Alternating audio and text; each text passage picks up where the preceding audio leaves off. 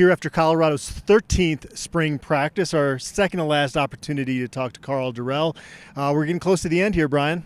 We are, and it's gone by fast. I mean, they've condensed it obviously from 5 weeks down to 4, and you start to feel it right now because it feels like there should be another week, but we are in the home stretch here. And earlier this week, we got a chance to talk to both of the coordinators. I'll tell you, Mike Sanford, you can see when he talks why he got a head coaching gig as early as he did. I mean, he definitely exudes confidence and positivity. And along with that, though, I will say there does seem to be a genuine feel among this offensive staff where these guys really like each other. And I'm not trying to throw people under the bus, but it's been an awkward dynamic, I feel like, with the offensive coordinator situation here, really going back to 2016. And that was a great season for this team, but mostly because of the defense. It's nice to kind of see that cohesion. Now, what does that mean for wins and losses? We'll see in the fall. Yeah. They're going to have to face adversity, and that's when we'll really see what this offensive staff looks like. But they're singing Kumbaya this spring. Well, and they should. We'll see what happens when they start playing games, and inevitably when they start losing some games, right? How does this turn out? But you're right. It's been an interesting dynamic for several years now. It doesn't seem to be that right now. I mean, it's everybody we talk to, it seems like it's just awesome being in those rooms. Like, you almost want to be in that offensive staff meeting room, right? And not just words. It's like they kind of bubble up when they start to talk about it. Oh yeah, and when one of them is talking, the others will walk by and they're kind of ribbing whoever's talking and things like that. So there's a genuine like there, and I feel like Karl Dorrell has been a little more bubbly. There's been a bounce in his step, coming off the practice field when we've talked to him. I don't know, maybe that's just my thought, but I feel like there's a little more energy in his step as well. So you're right about Sanford, though. I remember I asked him the first question the other day, and 4.5 minutes later we got to ask the second question. So he gives thorough answers. He went through the entire offense, and we learned a lot the other day.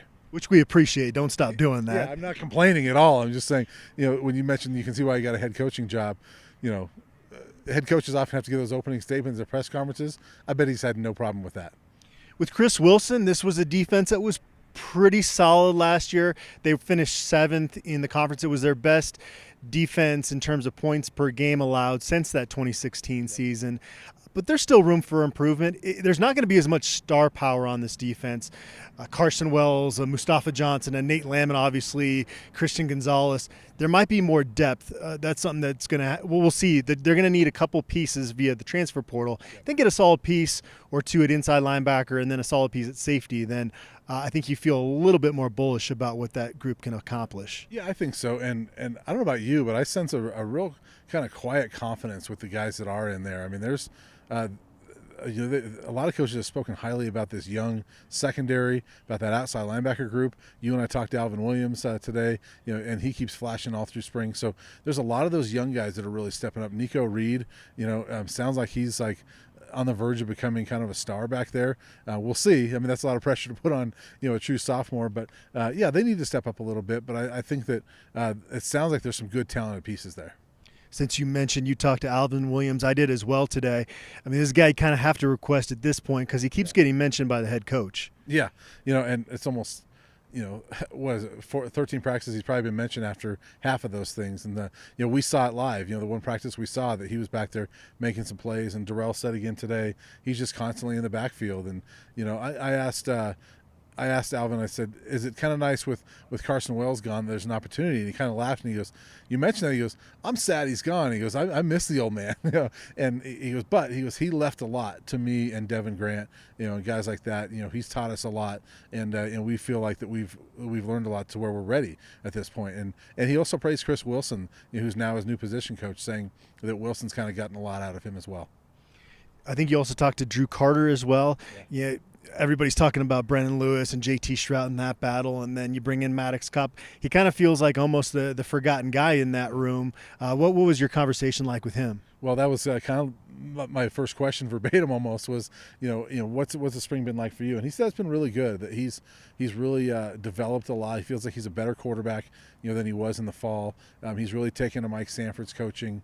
And I asked him about basketball. I mean, we know that he played, he was a walk-on to Tad Boyle's basketball team for, it wasn't very long. What was it, like a month or so? Yeah. Something like that. So it wasn't very long. But he said that was big for him mentally because he's always grown up playing two sports.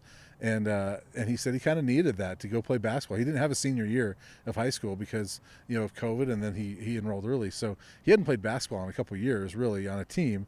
And he said that was kind of good for him to kind of get away from football for a minute, and that made him appreciate football a little bit better when he came back.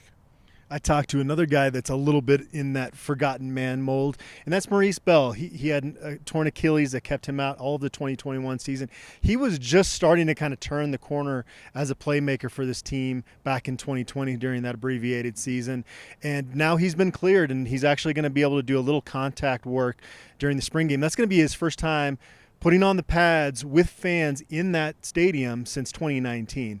Yeah. So he's excited about that, and he's a guy that maybe isn't the top 2 or 3 guys in that group, but he has a chance to be maybe in that next tier of receivers here. Yeah, I think so. I think he's a second team receiver on this team, and Carl Durrell mentioned today that he was a guy they really missed last season as far as a returner. That he was kind of coming on doing some of those things in 2020 that they didn't have him last year for that. So I see him maybe in that role as well. Nico Reed we saw with the return last year, and I don't know, maybe it's Maurice Bell and Nico Reed that are back deep on kickoffs, but I thought Maurice was going to have a role last year, and then he got hurt, and so I definitely think he'll have a role this year. Did you talk to anybody else today? Yeah, I got Daniel Arias, who another senior receiver, guy that like Maurice is taking advantage of that bonus year, and a guy that like Alvin Williams.